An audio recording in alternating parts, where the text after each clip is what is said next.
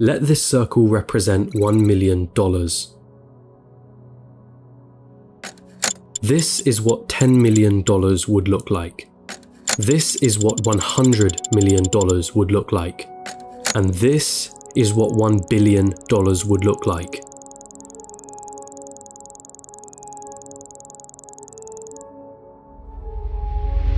Jeff Bezos, the founder of Amazon, has a net worth of 117 times this number. And then there's you. You're probably working a job right now, one that you got from the degree that you studied for in university. You probably don't have much in savings, your living expenses seem ridiculously high, you feel as though you're not paid enough, you have credit card debt that needs taken care of. Maybe you're a student, studying for a degree that you hope can land you a job that you hope can bring in some good money. You probably don't have any savings, only a pesky student debt hanging above your head. Wealth? Getting rich? That all seems like a distant dream. How did they do it, you ask yourself? Seeing all those millionaires, billionaires, especially the ones who got there at such a young age, it baffles you, it makes you angry. They got lucky, they were born into wealth, they cheated their way to the top. That money doesn't make them happy. Money is evil anyway. I'm not smart enough, I'm just unlucky. Those dreams you had of buying that mansion, your favorite sports car, paying off your mortgage, traveling around the world, they'll forever remain that way. Just dreams, nothing more. Nothing less. You come to the harsh realization, it's a rigged game. It's been a rigged game from the start. And you're on the losing side of it. But what if I told you you were wrong? What if there was a way of getting there? An actual equation to wealth, a science behind the way money works. What if you didn't have to abandon those dreams of paying off your parents' mortgage or traveling around the world? Would you call me a liar for saying so? I promise that I'm not, and by the end of this video you'll understand. There's a side to the coin that you're not being shown. But I warn you, the road is tough. It's filled with struggle. It's filled with ups and downs. It will mean swallowing some difficult truths that the school system and society haven't told you yet. And let me be clear, there are many of you who will not make it to the end of this road. But for those of you that do, at the end of this road lies wealth beyond what you thought you could attain. At the end of that road lies the freedom of never having to worry about money again. So, are you with me?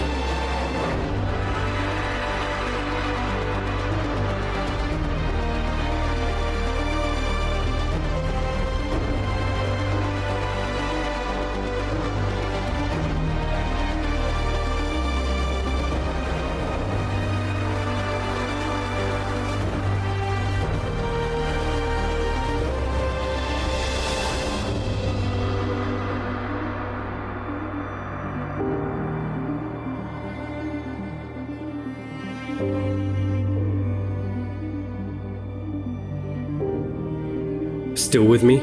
Then let's not waste any more time.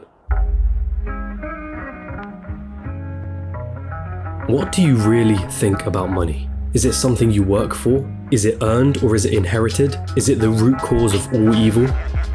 Are you desperate to have more of it? Have you been chasing it most of your life? Truth is, most of what you think about money has been influenced by your upbringing and environment. If you were born into a family that didn't have much money growing up, then you're more inclined to believe that you too will not grow up to have much money. Or perhaps you went on the complete opposite end and decided to make as much money as you can so that you will never be in that position again. The fact that your school didn't teach you much about this subject doesn't help things. And because of this, most of you are going to have false beliefs about money that aren't going to help you on this journey. Now stick with me here, because we're going to have to change the way you've been seeing money your whole life.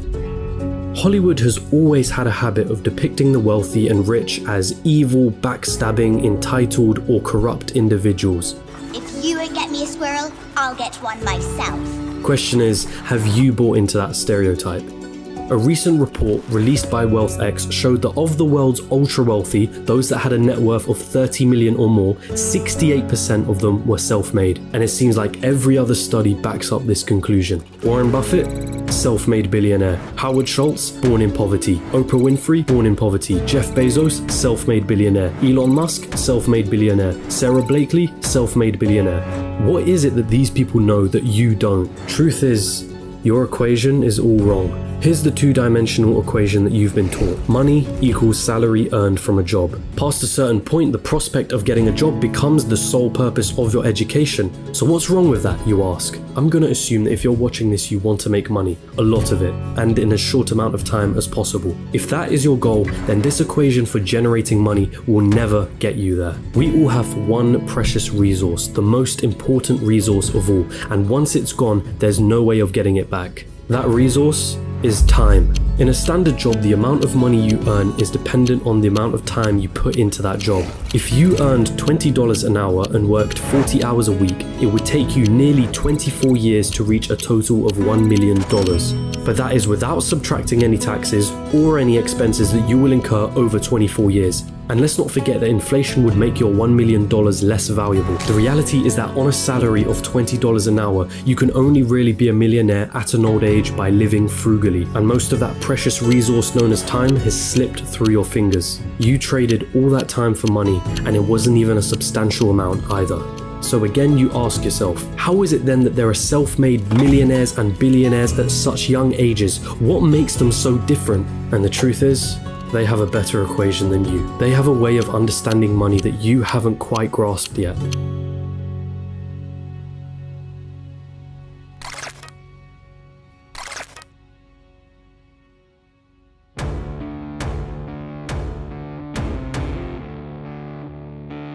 Pay very close attention now. Stop chasing money.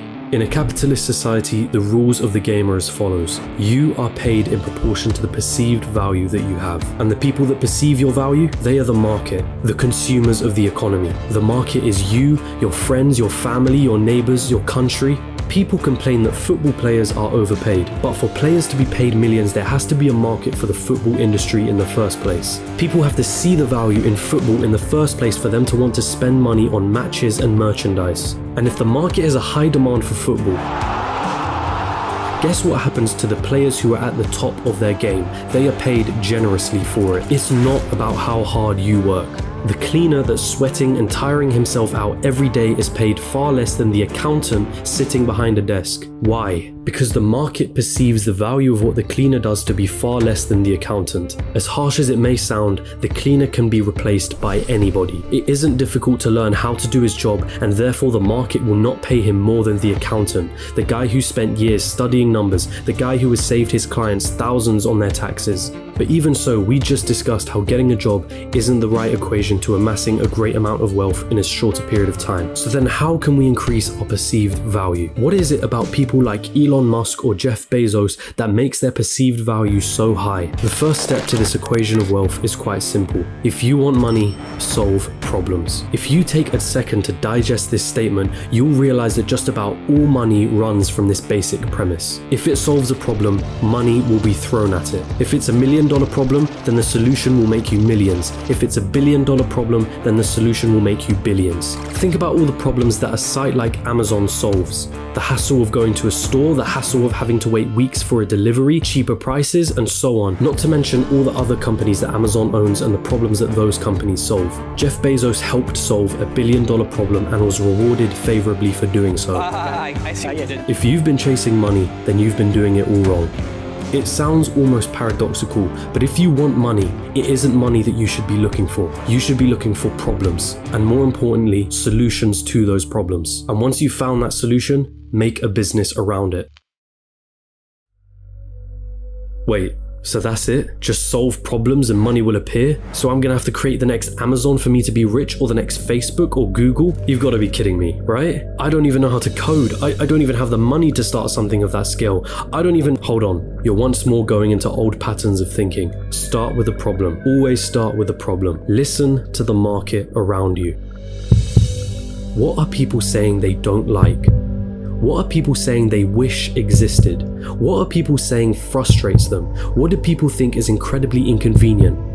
Is that a problem that you can solve? And also, is it a problem that is worth solving?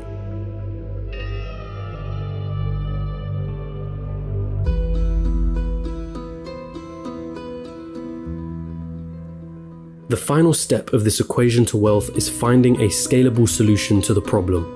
Your solution needs to affect a magnitude of people.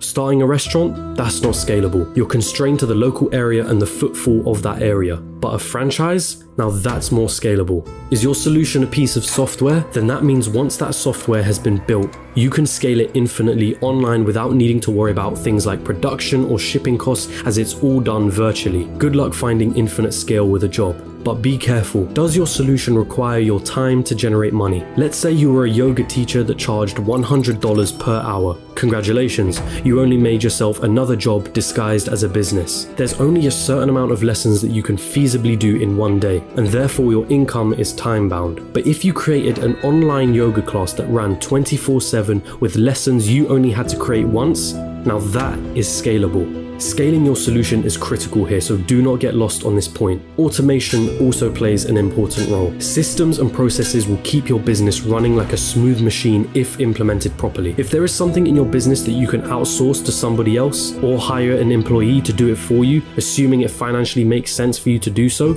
then do it. Tasking yourself with everything is a bad thing. As much as you may think you're the best, there's someone out there that can do a better job than you. Once you've found a solution, it's your job to make sure that solution can be accessed by everyone in your market. It's not about your ego and it's not about what you're passionate about. The market doesn't care about your passions. So now that you have your profitable business running with the right systems and processes in place, it's time to move on and reap what you sowed.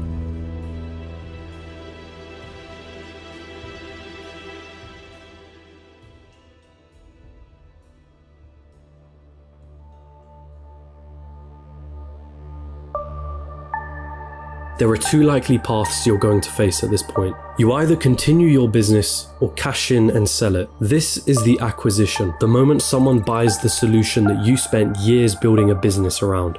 This is Instagram being acquired by Facebook for $1 billion. This is PayPal being sold to eBay for $1.5 billion, of which $165 million went straight to Elon Musk's pocket, and the countless other liquidation events that happen across the world. This is where all the effort that you spent into building your company comes to fruition. And if you choose to continue running your business, well, there's a multitude of reasons for you wanting to do so. Maybe you love the company that you built and want to stick with your baby. Maybe you think you can add more value to the company and sell it down the line for more than it's currently worth. Perhaps that business runs passively in the background, so you don't have to do much to keep the wheels turning. Or maybe it's a combination of these three things. Either way, you did it. You solved a problem that the market wanted solving, and it rewarded you favorably for doing so. And so now I ask you, what was it all for anyway?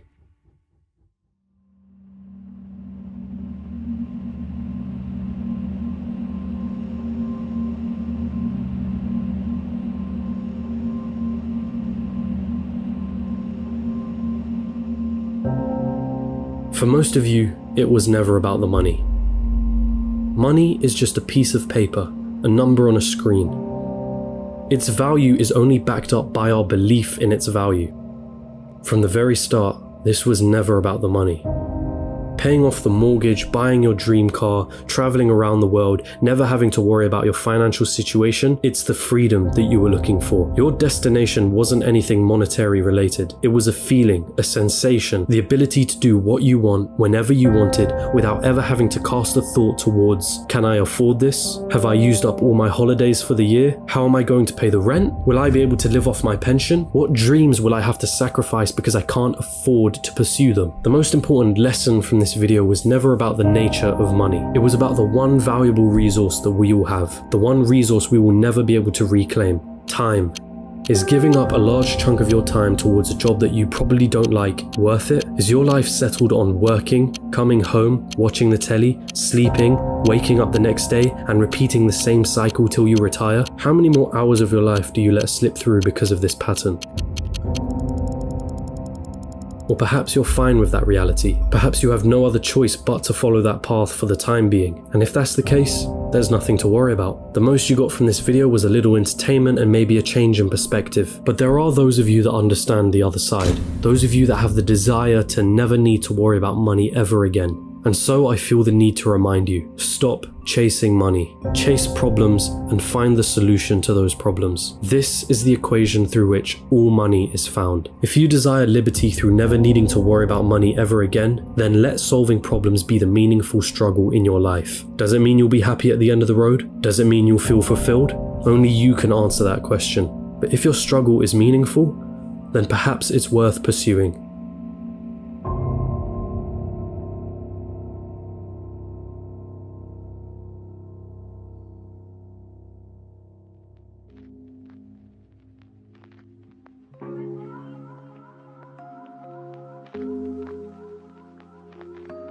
And there it is, your equation to wealth. Of course, I missed out on a lot of intricacies in this video. The topics of business, money, entrepreneurship are far too vast for me to cover in a single video like this. But if you do want to get started on this journey, I do recommend you read the works of MJ DeMarco, who heavily inspired me to create this video. And it's also important to come back to an original point that I made at the start of this, which is that most people will not succeed for various reasons. But the most important part is failing fast, and moving on to the next thing. And if you're out there doing something that isn't strictly related to a business, but you want it to make money, then asking yourself the question of what problems am I solving could lead you to find ways of better monetizing whatever it is that you're doing. And that also includes a job and a career. If you can solve more problems and find more solutions at your place of employment, you have something that you can use to leverage a higher salary. But I will end this all on the same message that I have repeated numerous times in this video. Stop chasing money and start chasing solutions to problems. Hey, you've arrived at the end of the video, and thank you so much for watching, but don't click off just yet. I do want to take the time to say thank you very much for watching to the end. These things take quite a few sleepless nights to research, script, film, and edit, so you can't imagine how much I really do appreciate your support. If you genuinely enjoyed this video, then don't be shy, hit the like button, and if you disliked it, hit the dislike button twice just to be sure, and comment down below and let me know why. My goal with this channel has been to create entertaining documentary style videos on business, finance, and life in general. And if that sounds like something you'd be interested in and you'd want to tune in for more, hit the subscribe button and hit that notification bell. Make sure all your notifications are turned on. But with all of that being said, I hope you have a wonderful rest of the day. As per usual, my friends, hand to head, salute.